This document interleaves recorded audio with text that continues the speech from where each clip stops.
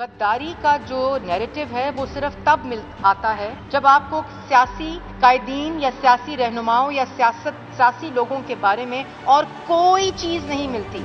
इस खतरनाक बयानिए को बंद करें जो आज पाकिस्तान की आवाम के जेब पर डाका डाला जा रहा है। इस पर बयान दें। सुबह महंगाई 3% से 13% कैसे हो गई? जब वजीर आजम चोर होता था उस वक्त ये अदादो शुमार होते थे। अब वजीर आजम डाकू है, इसलिए पाकिस्तान की आवाम की जेबों पर डाका डाला जा रहा है। ये तहरीक जो बेसिकली अबू बचाओ मुहिम के तौर के ऊपर शुरू हुई थी, अब पाकिस्तान इंतशार पार्टी के तौर के ऊपर ये सामने आई है। कैसा उनको महसूस हो रहा है कि एक शिद्दत पसंद ग्रोह के नीचे उनको जो है वो अपनी अगली सियासत जो है वो करनी पड़ रही है। बड़ा अफसोस ही हुआ कि बेनजीर भुट्टो शहीद की जो पार्टी है उसको मौलाना फजलुर रहमान साहब की क़यादत में काम करना पड़ रहा है। अस्सलाम वालेकुम नाज़रीन, इमरान याकूब खान साहब और ज़फ़र हिलाली साहब के साथ मैं हूं Samina Pasha. Program view point में आपको खुशामदीद कहती हूं। माशी इशारियों की अगर बात की जाए तो हुकूमत कुछ अच्छे इशारे ज़रूर बताती है कि पाकिस्तान स्टॉक एक्सचेंज जो है वो ज़बरदस्त बिजनेस कर रही है, बेस्ट मार्केट डिक्लेयर हो रही है। अगर सीमेंट सेक्टर की बात की जाए रिकॉर्ड बिजनेस हो रहा है। अगर हम करंट अकाउंट डेफिसिट की बात करें तो हम सरप्लस में जा रहे हैं। और इस तरह की कई मिसालें दी जाती हैं जिसमें ये बताने की कोशिश की जाती है कि मुल्क सही समत में गामजन है। लेकिन हाल ही में एक सर्वे रिपोर्ट मेरी नज़रों के सामने से गुजरी है जिसमें यह बताया जा रहा है कि 69% आवाम ये समझती है कि मुल्क सही समत में नहीं जा रहा है, बल्कि मईशत आइंदा 6 महीनों में मज़ीद ख़राब होने जा रही है। और अगर हम महंगाई का हाल देखें तो इस बात को बड़ी हद तक सपोर्ट भी मिलती है कि इसी वजह से आवाम में बेचैनी पाई जाती है कि महंगाई पर, गवर्नेंस के हवाले से इशूज़ पर हुकूमत का कंट्रोल आहिस्ता आहिस्ता मज़ीद कमज़ोर होता नज़र आ रहा है। इन तमाम अवामी मसाइल के दरमियान अभी आपने ताबड़तोड़ हमले अपोजिशन और हुकूमत के तो एक दूसरे पर देख ही लिए हैं।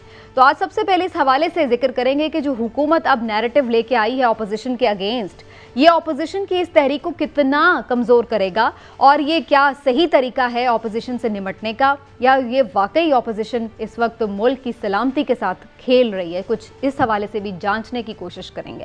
थोड़ा आगे बढ़ेंगे तो बात करेंगे एक और तैनाती की। ताबिश गौहर साहब को जो मुआविन खुसूसी मुकर्रर किया गया उस पर भी तनकीद की जा रही है। जानने की कोशिश करेंगे ये तनकीद कितनी जायज़ है और कोशिश करेंगे वक्त मिले तो आखिर में आज़रबाईजान और आर्मीनिया जो आमने सामने हैं इस हवाले से भी आपको कुछ इनसाइड स्टोरी दें कि इसमें पाकिस्तान का क्या वाकई कोई किरदार है या नहीं, ये भी आखिर में आपको बताएंगे प्रोग्राम के। तो काफ़ी कुछ है जी आज भी हमारे प्रोग्राम में। आप सबको मैं खुशामदीद कहती हूँ। और इमरान साहब, जैसे आपने भी ये रिपोर्ट दी थी कि जो बेसिकली पीएम साहब ने टास्क दे दिया अपने वज़रा को कि भाई फ्रंट फुट पर आकर और फुल एग्रेशन दिखाएं और इनको उड़ा कर रख दें, तो वो वाला मामला में नज़र भी आ रहा है। वज़रा सामने आ गए हैं। रोज़ फवाद चौधरी साहब की भी प्रेस कॉन्फ्रेंस हमने आज देखी, शहबाज गिल साहब के बयानात और दीगर के भी।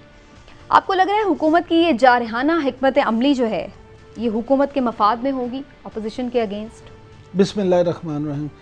समीना, देखें जो बात हमने उस दिन की थी ना, हमारे वाकफान आल ने जो बताया था, मैं अब आपको इससे अगली बात बता देता हूँ। वो एक मीटिंग की बात थी, अब उससे अगली मीटिंग की बात यह है कि हमारे वाकफान आल के मुताबिक वज़ीर आज़म हाउस में फिर एक मीटिंग हुई है और खासी लंबी मीटिंग हुई है जिसमें ना सिर्फ ये कि वज़ीर आज़म ने इन वज़रा को सराहा इनकी कारकर्दगी को और कहा कि बहुत अच्छा ये एग्रेसिव मोड में आप रहे, और बल्कि उन्होंने वहाँ पे एक मॉनिटरिंग सेल भी कायम किया है जिसमें रोज़ाना की बुनियाद पे ये चीज़ें मॉनिटर भी की जाएंगी कि कौन सा वज़ीर, कौन सा हुकूमती तर्जुमान और कौन सा पार्टी तर्जुमान अपने इस नैरेटिव को किस तरह से लेके चलता है, कितने बढ़ चढ़ के हमले कर रहे हैं। बिल्कुल ऐसे। और उसकी वजह ये है कि उन्होंने ये फैसला किया है, और मैं समझता हूँ उनका फैसला किसी हद तक इसलिए भी जायज़ है कि अगर अपोजिशन जारखाना मूड में आ गई है तो हुकूमत को फिर उसके लिए जारखाना मूड में ही होना चाहिए। अच्छा। क्योंकि उसकी वजह ना बुनियादी कि 20 सितंबर की APC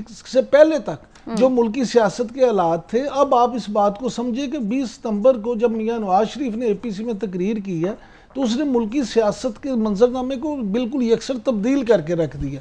अब सियासत का जो मंजरनामा है वो बिल्कुल डिफरेंट है। अगरचे अपोजिशन की तमाम जमातें अभी उस मंजर पे नहीं है, पस मंजर में है, लेकिन आप देखेंगे आहिस्ता आहिस्ता उनमें भी एग्रेशन बढ़ेगी। पीपल्स पार्टी तो बिल्कुल ही खामोश हो गई है, इसीलिए लग गई है। इसीलिए ना, क्योंकि वो अब अगर चुप रहेगी जो पार्टी तो वो उसको नुकसान होगा, इसलिए वो सब आहिस्ता आहिस्ता एग्रेशन में आएंगे।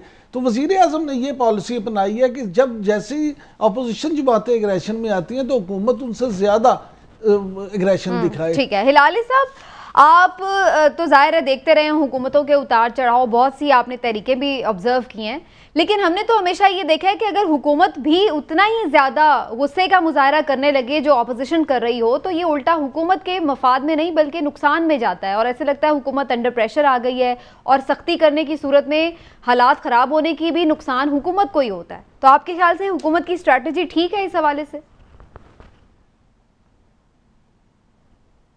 मेरे ख्याल में हुकूमत का स्ट्रेटजी क्या हो सकता है भाई? कर क्या रहे हैं वो? हुकूमत कह रही है जिन लोगों ने लूटा है उनके पीछे हम लगे हुए हैं और जो भी होगा हम लगे रहेंगे। बिल्कुल सही है। What are the strategy? और क्या हो सकता है? चोर के पीछे आपने क्या करना है? घर पे बैठना है? वो खुद आके सामान दे देगा आपको, खुद आके गिरफ्तारी दे देगा? बिल्कुल नहीं देंगे।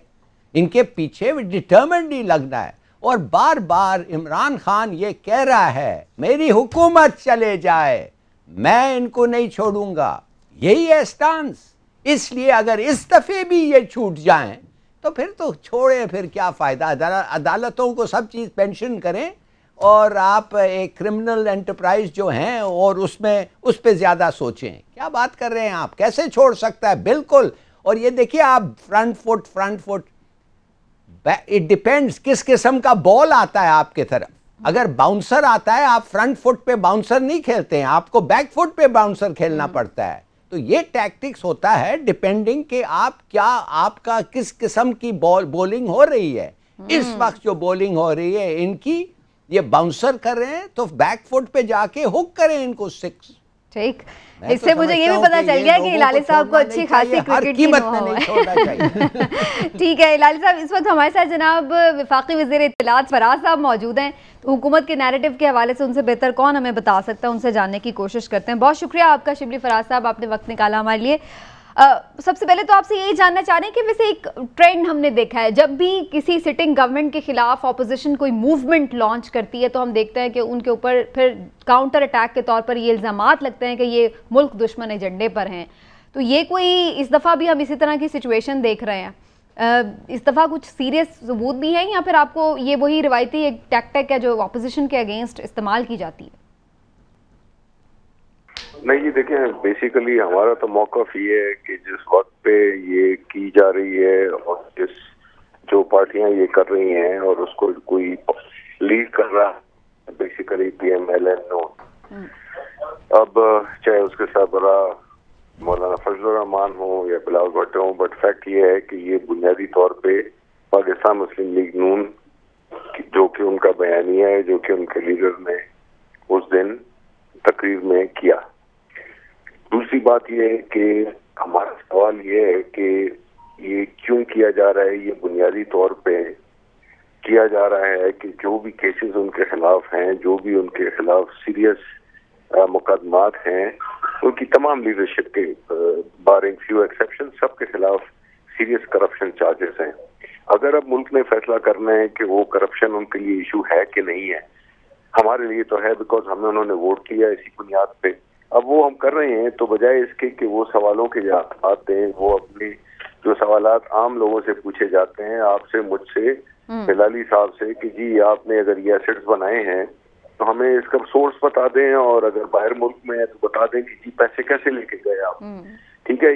अब अगर कोई ये समझता है कि वो जस्ट बिकॉज वो पॉलिटिशियन है या कोई ओहदा रख चुका है या ओहदा रखता है तो वो उस पर लागू नहीं होता। इस तरह तो मुल्क चलते नहीं है, इस तरह तो जमहूरियत मजबूत नहीं होती है।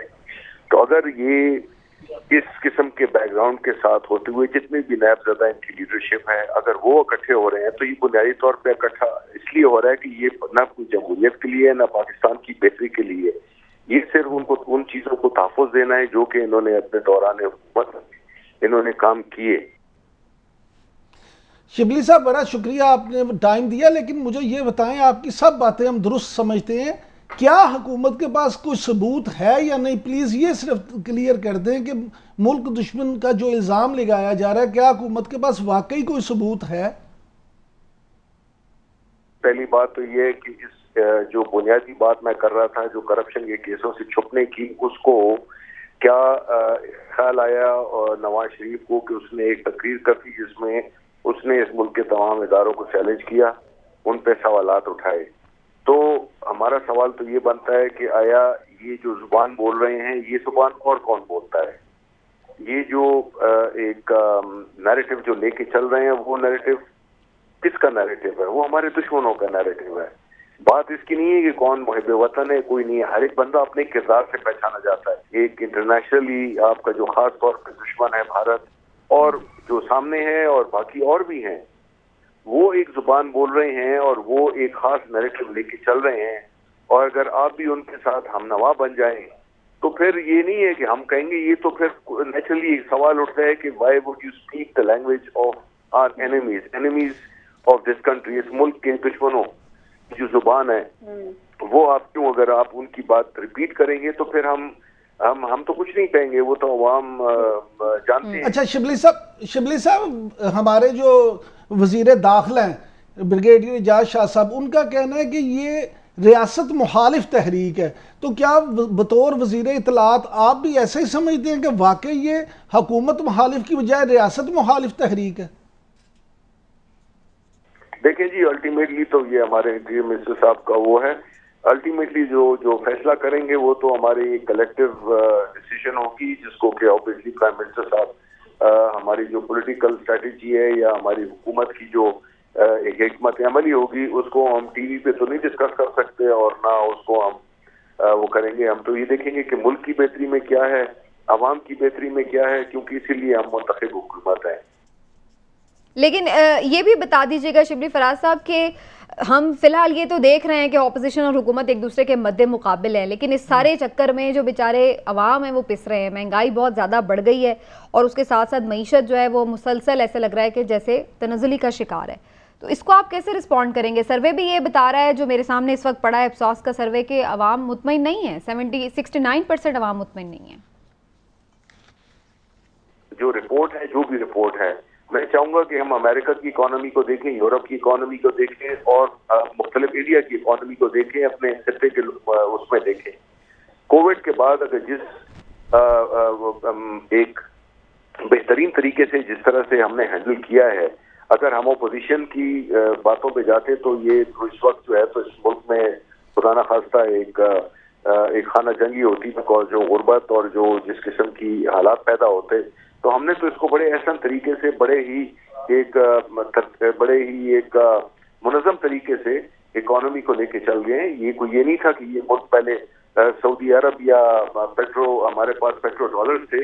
ये जो तबाह हाल मईशत जो हमारे पास छोड़ गए थे, हम तो उन्हीं खंडरों में से अपने आप को दोबारा खड़ा किया है और दोबारा फॉरेन एक्सचेंज रिजर्व बनाए हैं। हमने एक फिस्कल डिसिप्लिन लाया है। हमने जो करंट अकाउंट डेफिसिट है वो हमने उसको पॉजिटिव में ले आए हैं, यानी $20 अरब का, और 2 साल में हमने उसको उसमें मुस्बत उस पे लेवल पे ले आए हैं। ठीक है, बहुत शुक्रिया आपका। वफाकी वज़ीर इत्तलात नशरियात शिबली फराज साहब हमारे साथ मौजूद थे। बता रहे हैं मईशत हमारी बेहतर है, इंडिकेटर्स हमारे बेहतर हैं, लेकिन जो अपोजिशन की तहरीक है उसको लेकर के वो बड़ा कैटेगोरिकली कह रहे हैं कि जी वज़ीर दाखिला ज़ाहिर है मामला को देखेंगे कि रैलियों की इजाज़त होगी, कैसे हालात उस वक्त होते हैं उसके अकॉर्डिंग ही फैसला किया जाएगा। जो भी स्ट्रेटजी होगी वो हुकूमत बनाएगी और फिर बताएगी। लेकिन हिलाली साहब, आपकी तरफ आते हुए आपको लगता है कि जो गवर्नमेंट है वो इनके पास वाकई कोई सबूत हैं या नहीं है, जो स्पेशली आप गद्दारी की बात कर रहे हैं या मुल्क दुश्मन एजेंडे की बात कर रहे हैं? मैं आपको ज़रा शहबाज गिल साहब का एक सुनवाना चाह रही हूँ, फिक्रा या जुमला या जो उन्होंने एक मीटिंग्स का हवाला दिया है कि वो क्या कह रहे हैं, फिर उसके बाद इस हवाले से बात करते हैं। इनका मफरूर लीडर बाहर बैठकर 4 सीजन होटल के अंदर उनका बेटा 3 अदद इंडिया से आए हुए लोगों से मिलेंगे, जो इंडियन एस्टेब्लिशमेंट के भेजे हुए लोग हैं। उनके नाम भी हमारे पास है। पिछले मंगल वाले दिन नवाज शरीफ साहब ने खुद एक एम्बेसी में जाकर खुफिया मुलाकात की है। हम किसी चीज में नहीं उलझेंगे। आपको जवाब देना पड़ेगा कि नवाज शरीफ और मरियम नवाज का जो मुल्क दुश्मन बयानिया है, क्या आप उसके साथ खड़ी हैं या नहीं? तो हिलाली साहब, आपको क्या लग रहा है कि ये जब हमने शिबली फराज साहब से आज पूछा या फवाद चौधरी साहब से पूछा सबूतों का, तो उन्होंने इस बात को तो कोई रिस्पॉन्ड नहीं किया कि हाँ वाकई कोई सीरियस सबूत हाथ लग गए? देखिए, पहली बात सीधी सादी ये है कि आपने और मैंने उनका तकरीर सुना था। उनका तकरीर में उन्होंने ये कहा था कि फ़ौज जो है वो अपना ओथ को वायलेट किया है, अपना क्या कहते हैं वो कसम जो खाते हैं, जी जी, हलफ, oath of allegiance, oath of office, हलफ, हलफ आर्मी चीफ, और दूसरे अपने हलफ को वायलेट किया है। हलफ को जब आप वायलेट करता है उसका सजा क्या होता है आपको पता है? मौत। तो एक आदमी खड़े होके कह रहा है कि आपका आर्मी चीफ और अफसर, एक और अफसर, वो अपने हलफ को वायलेट किया है, और आप पूछ रहे हैं मुझे कि ये एंटी स्टेट नहीं है। तो क्या है भाई, ये क्या है? ये नहीं कह रहा है कि मेरा जेब काटा है उन्होंने, ये कह रहे हैं कि हलफ को वायलेट किया है, ट्रीजन किया है। ट्रीजन का पनिशमेंट इज डेथ, नंबर 1। दूसरी बात, ये क्या कहा है इन्होंने? इन्होंने कहा हमारे पास वो डेलीगेशन हिंदुस्तान से जो आए थे, लेड बाय दुवाल, 4 सीजन्स होटल में उन्होंने ठहरा था, और उनके हमारे पास नाम है। और वो 4 सीजन्स होटल में किसको मिले? एक तो वो हसन या हुसैन, पता नहीं क्या कौन सा है वो, शरीफ को, हुसैन नवाज, और दूसरा मुझे नहीं पता, आई एम नॉट क्लियर कि नवाज को भी मिले। अगर नवाज शरीफ को नेशनल सिक्योरिटी एडवाइजर इंडिया का और उसकी डेलीगेशन या उसका रिप्रेजेंटेटिव 4 सीजन्स होटल में सीक्रेटली मिला है, मुझे और कोई प्रूफ नहीं चाहिए। आई एम सॉरी, मुझे कोई प्रूफ नहीं चाहिए कि उन्होंने क्या बातें की। The meeting is enough. अच्छा, ये गद्दारी है, out and out, circumstantial evidence. नहीं तो क्या बात किया था? वेडिंग, वो उन्होंने डिस्कस किया था वेदर। वो कह रहे थे हाइड पार्क, 4 सीजन से हाइड पार्क का व्यू बड़ा लेकिन अच्छा आप खुद भी तो कह रहे ना, तो अगर बातें की तो ये अगर तो यही प्रूफ किया करना था। है ना। असल चीज ये है समीना, हिलाली साहब जो बात कर रहे हैं ना, अभी नहीं, माफ करिए, जी, माफ जी। करिए, माफ करिए, अगर नहीं किया है, उन्होंने कहा है मिला है। आप फिर सुने, अगर वो अगर कहा है तो I am wrong, I withdraw my remarks. मगर अगर उन्होंने कहा है कि मिले हैं और हमारे पास सबूत है, तो मुझे तो और सबूत नहीं चाहिए। ठीक है, अच्छा, आप देख ले, सुने, फिर सुने। नहीं, मैं अगर तो आपका वाला कह रही थी कि आपने कहा कि अगर ये मिले हैं तो फिर मुझे और सबूत नहीं चाहिए। मैं आपकी बात नहीं कहती, लेकिन मैं इस पे इमरान साहब का भी कमेंट ले लूं, फिर उसके बाद आगे। देखिए, शहबाज गिल साहब ने तो ये भी कहा था कि 70 रुपए किलो चीनी मिलेगी, वो तो अवाम को नहीं मिली। शहबाज गिल साहब ने तो अभी ये भी कहा था कि मरियम नवाज ने खोखर पैलेस में मुलाकात की थी। फिर उन्होंने कहा, सैफ खोखर ने जब प्रेस कॉन्फ्रेंस की है, तरदीद की है, तो उन्होंने कहा नहीं वो और खोखर पैलेस था। ये सर सियासी चीज़ें होती है। मेरा सवाल ये है कि पहली बात तो ये कि नवाज शरीफ की मुलाकात तो वो भी नहीं कह रहे। वो कह रहे हैं कि जी ये मुलाकात जो है नवाज शरीफ के बेटे ने की है, हुसैन नवाज ने की है। मैं ये कहता हूँ कि जिसने भी की है, अगर वाकई ये मीटिंग की है, लेकिन उन्होंने वैसे ये भी बताया कि सिफारत खाने में अलग से नवाज शरीफ साहब की भी मुलाकात हुई है। अब सुन लें, मैं कहता हूँ जिसने भी की है, अगर सफारत खाने में भी मुलाकात हुई है तो फिर तो तमाम सबूत होंगे ना, वहां तो सीसीटीवी कैमरास, ये वो हर चीज होती है। ये तो नहीं है कि बरतानवी सफारत खाना और उसमें कोई चीज ही नहीं है। हमारा नॉट इन हमारे सॉरी इमरान, मैं आपको सॉरी इंटरव्यू नहीं करना चाहता, मैं सिर्फ टेक्निकल एक बात बताना चाहता हूं कि अगर दूसरे मुल्क के सिफारत खाने में जाएं तो हम कैसे वो सीसीटीवी का पिक्चर लें उनसे? नहीं सर, ये नवाज शरीफ सर, वहां तो हर जगह पे सीसीटीवी कैमरास है ना। आप फुटेज तो बरतानवी हुकूमत से भी ले सकते हैं कि वहां आते हुए जाते हुए रोड पे, और अब फिर जितना मीडिया वहां पे एक्टिव है, मीडिया तो उनकी हर मूवमेंट पे नजर रखे हुए है। मेरा सवाल सिर्फ इतना, जो पहले दिन से कह रहा हूं कि जनाब अगर नवाज शरीफ मुल्क दुश्मन हैं तो उनको फांसी लगाएं, लेकिन अवाम के सामने खुदारा आप एक सबूत जरूर ले हैं कि जनाब ये है वो सबूत। जिस तरह उन्होंने कहा था ना कि हजूर ये है वो जराए, उसी तरह मैं वो जराए वो सबूत जानना चाहता हूँ। दूसरी बात ये है कि हुकूमत अभी बुखला गई है। मेरी बात, अभी हुआ क्या है? अभी तो तहरीक शुरू नहीं हुई, अभी तो सिर्फ जलसे हैं। जलसों के बाद एक तहरीक बनती है। और समीना एक बात ज़हन में रखें, जब तहरीक बन जाती है तो फिर लीडरों के बस में भी, कायदीन के बस में भी मॉब को कंट्रोल करना नहीं होता। हुकूमत इस रवैये से क्या वाकई उन जलसों को तहरीक में बदलना चाहती है? क्या करना चाहती है? इसलिए किस रवैये से? वो तो जैसे हिलाली साहब कह रहे थे कि उन्होंने क्या, हुकूमत ने क्या कहा है?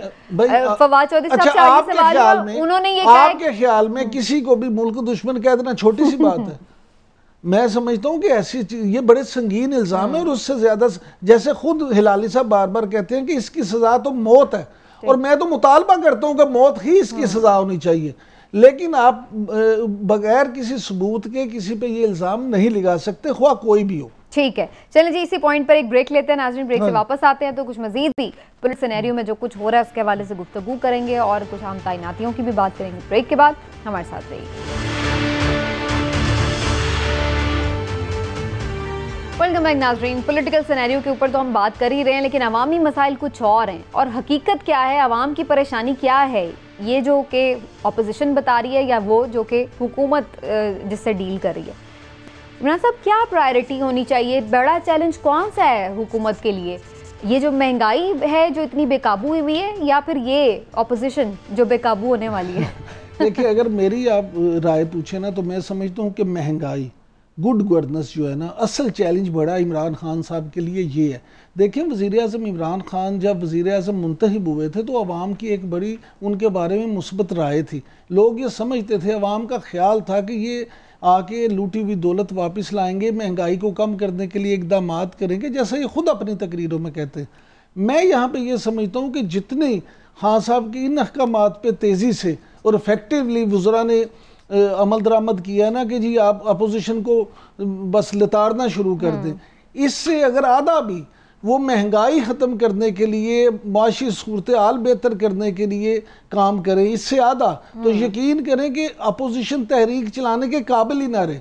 अपोजिशन इसलिए भी इतना जोर लगा रही है कि अपोजिशन को ये पता है कि अवाम तंग आए हुए हैं, महंगाई बढ़ चुकी है लोगों की। लेकिन वो अवाम की बात तो नहीं करे, वो तो अपने केसेस की बात करते हैं, नियाजी गठजोड़ कर रोना रोते हैं। सुने ना, असल चीज ही ये है ना कि यहाँ इस्तेहसाल ही तो किया जाता है, हुकूमत की तरफ से भी अपोजिशन की तरफ से। बर्क गिरती है तो बेचारे मुसलमानों पर। असल ये है कि अवाम जो है पिस तो वो रहे हैं, अपोजिशन अपना खेल खेल रही है, हुकूमत अपना खेल, यानी दोनों एक इक़्तिदार बचाने के लिए लगा हुआ है, एक इक़्तिदार में आने के लिए लगा हुआ है। अवाम के लिए कोई नहीं लगा हुआ। अगर अवाम के लिए ये लग जाए तो यकीन करें इन दोनों में से जो भी अवाम के लिए करे, अवाम तो उसको अपने सर पे बिठा ले। नहीं तो फिर हिलाली साहब, अवाम किसके साथ खड़ी होगी? क्योंकि अगर हम सारे नैरेटिव्स एक तरफ रख भी दें, लेकिन अगर अवाम इसी तरह महंगाई में पिसे और आगे गैस कह रहे हैं जी गैस नहीं मिलेगी, ये चीज़ें, आटा वगैरह कम कभी हो जाता है, कभी चीनी कम हो जाती है, तो ये चीज़ें तो अवाम को फिर स्टिमुलेट करेंगी ना कि वो इस हुकूमत के अगेंस्ट आ जाए सड़कों पर।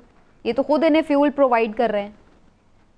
ये आपका बिल्कुल बड़ा अच्छा कमेंट है। उससे पहले इमरान याकूब ने भी बड़ा अच्छा कहा, बिल्कुल सही कहा। मैं कुछ और कहना चाहता हूँ। मैं ये कहना चाहता हूँ कि आप लोग जब 50-60% कीमत बढ़ गए हैं, आप माने गवर्नमेंट, आप खुदा के लिए लोगों को आके बताएं क्यों बढ़े हैं। मिसाल के तौर पे क्या स्मगलिंग है? स्मगलिंग की वजह से बढ़े हैं? खाना का दाल वाल ये वो जो इतना बढ़ गया है, क्या वो ईरान और अफगानिस्तान जा रहा है? हमें जवाब चाहिए। और अगर स्मगलिंग है तो फिर आप क्यों नहीं रोक सकते? इसके माने आपके पास कोई कंट्रोल नहीं है। दूसरी बात,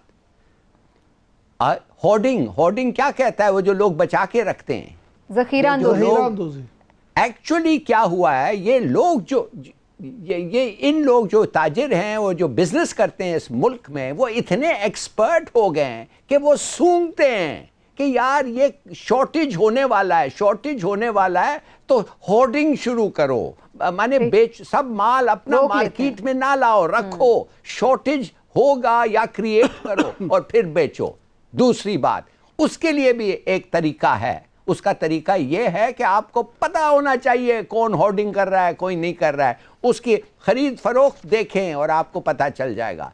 तीसरी बात जो मैं आपको कहना चाहता हूं, फ्रैंकली ये गवर्नमेंट का कसूर है। उन लोगों ने लोगों में इतना कॉन्फिडेंस नहीं क्रिएट किया है कि एक बिजनेसमैन कहे कि भाई जितना मैंने लगाया है वो सब, मैं जितने पैसे मेरे में हैं मैं सब लगाऊंगा अपने बिजनेस में, इसलिए अगर मैं लगाऊं तो मेरे को कॉन्फिडेंस है कि ये गवर्नमेंट इकोनॉमी को हैंडल कर सकती है और ऐसा कुछ चीज नहीं होगा कि बाद में कहूं, सर पकड़ के रह जाऊंगा, कहूंगा इतना मैंने पैसे क्यों किया, तो मैं कुछ से वो एक माहौल और एतमाद नहीं दे सकी पूरा स्टॉक में बाहर रखूंगा।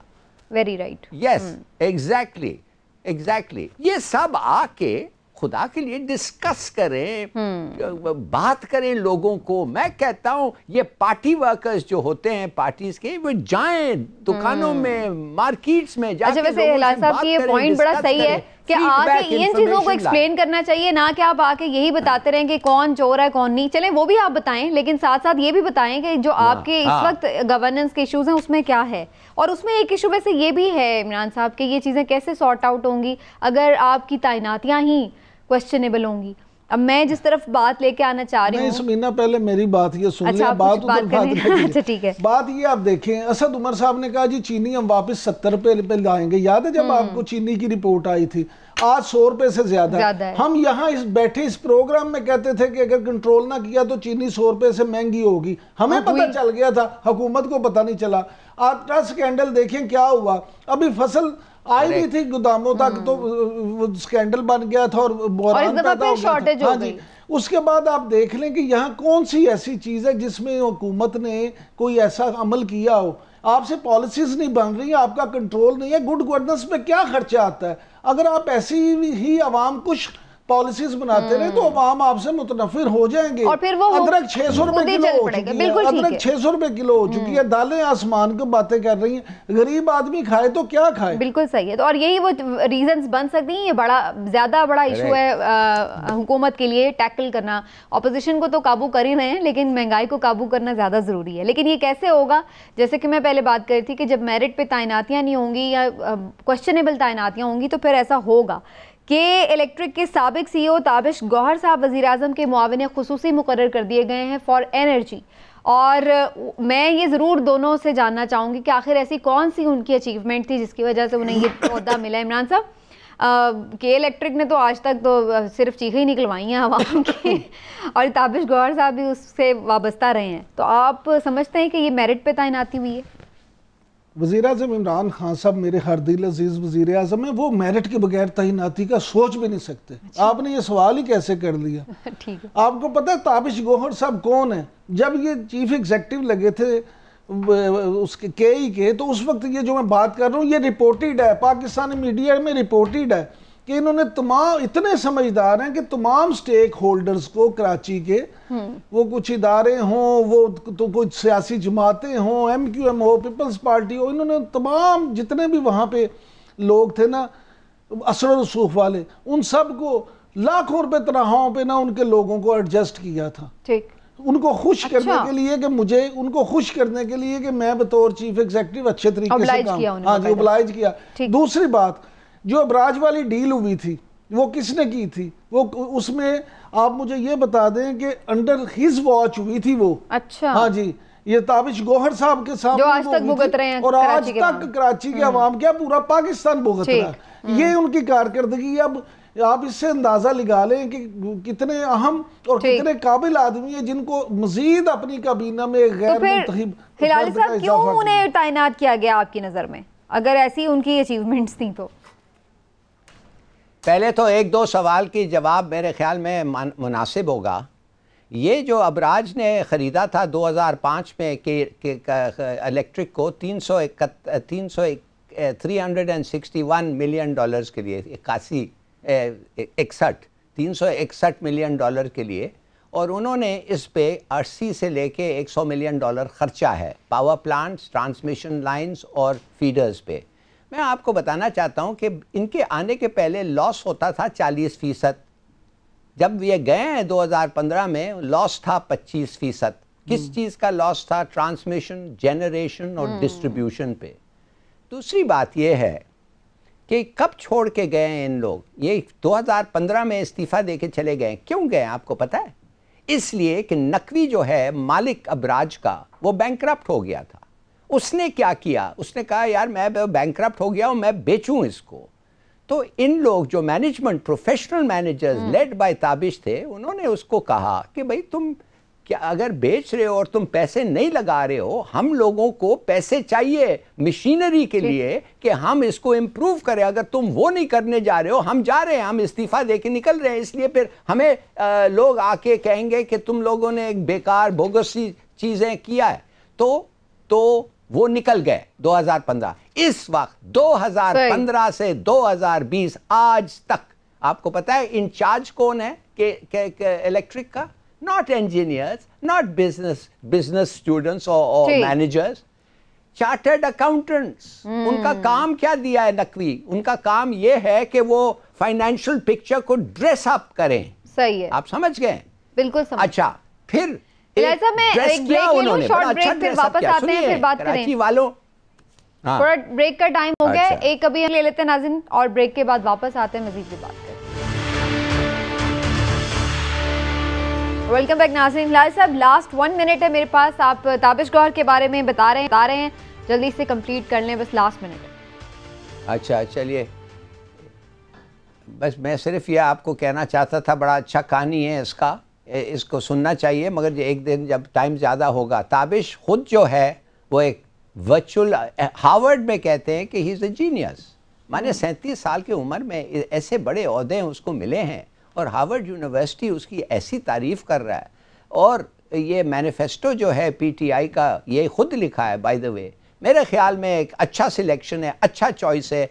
केई को इसने अच्छे तरीके से चलाया था, तो let's give him a chance. ये नहीं कि शुरू से गालियाँ दे दें इसलिए कि वो लोगों को ज़्यादा तनख्वाह पे। बड़ी अच्छी बात है, उसका मतलब ये है उसने कहा कि इनको खुश करो। एक लॉबी शायद बनाना चाहता था, वेरी गुड। इनको तनख्वाह ज्यादा देना चाहता था, उसके माने प्राइस, उसके प्रॉफिट्स भी बने। तो आपका ख्याल है उन्हें मौका मिलना चाहिए। और ठीक है, बहुत शुक्रिया हिलाल साहब। और नाज़रीन, इसी पॉइंट पर आज के प्रोग्राम का वक्त भी खत्म हो गया। अब इंशाल्लाह आपसे अगले हफ्ते मुलाकात होगी। इजाजत दीजिए, अल्लाह हाफ़िज़।